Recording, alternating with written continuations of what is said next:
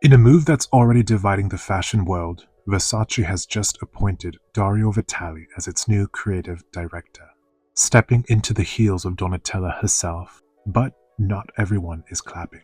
Why did they choose a man to lead what many see as a woman-powered house?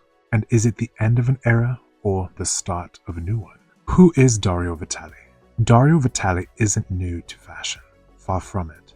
The 38-year-old designer carved his name into the industry at Miu Miu, Prada's younger, more rebellious sister. Over nearly a decade, he helped shape the brand's off-kilter femininity, sharp collars, schoolgirl silhouettes, and that irresistible blend of awkward and chic that made Miu Miu one of the most influential brands of the 2020s. Before that, Vitale studied at Central St. Martin's, cut his teeth at Jill Sanders under Raf Simons, and later became a part of the team that brought Miu Miu back to the center of the conversation, not just on the runway, but in culture. What makes Vitale stand out is his understanding of narrative dressing. He's less about logos and more about stories. And for a house like Versace, known for high glamour, sensuality, and power, it's a bold, if not unexpected fit. Replacing Donatella. Let's not forget, Donatella isn't just a creative director, she's a symbol. After Gianni's passing in 1997, she stepped in with her platinum hair, chainmail dresses, and unapologetic glam, and kept the house alive. Not only alive, but thriving. So replacing Donatella isn't just changing a designer, it's altering the DNA of the brand for the first time in nearly 3 decades. That alone would make headlines. But the bigger controversy, he's not a woman. The backlash. When the announcement dropped, the internet had thoughts, so did the media. One headline from The Cut read, quote, "Another man in charge of a woman's story?" End quote. Fashion critics and fans alike echoed this sentiment.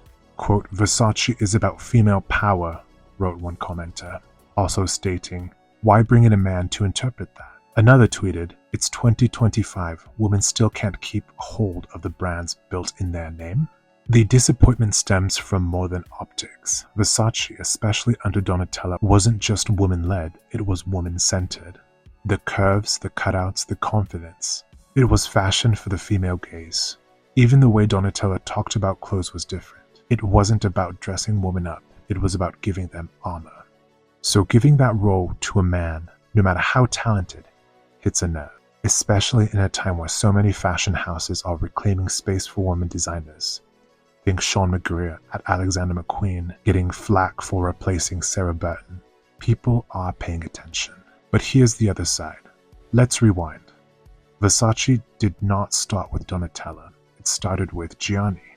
And Gianni was a man deeply, obsessively in love with women. Not in a controlling way, but in a way that celebrated their freedom, power, and sensuality. Gianni dressed women like Linda, Naomi, Claudia, not just as supermodels, but as goddesses. His design language was about giving women permission to be dangerous and divine at the same time. That's the tradition Dario Vitale is stepping into. And let's be honest, Vitale gets fashion. His Miu Miu work often centered on female awkwardness, vulnerability, rebellion, not unlike Gianni's own fascination with contradiction. Also, there's something quite radical about putting a man in this role who does not fetishize women, but studies their complexity. He's not a hype beast, logo-happy designer. He's a storyteller, and maybe, just maybe, that's what Versace needs in a post-Donatella world. What comes next? So what does a Vitale-led Versace look like? Early reports suggest he'll lean into Gianni's original codes. Gold, black, bondage, sculpture. But with a more intellectual twist, less obvious sex appeal, more mystery. Still high glamour, but smarter. Sharper, less pop star, more performance artist.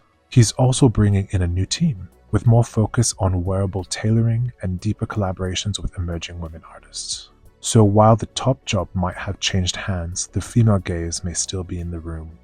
So yes, he's not Donatella, and yes, the criticism is valid, but maybe Versace isn't about who's designing, maybe it's about who's being seen. And if Dario Vitale can see women the way Gianni once did, with awe, not ownership, this next chapter could be a surprise revival, not a step back.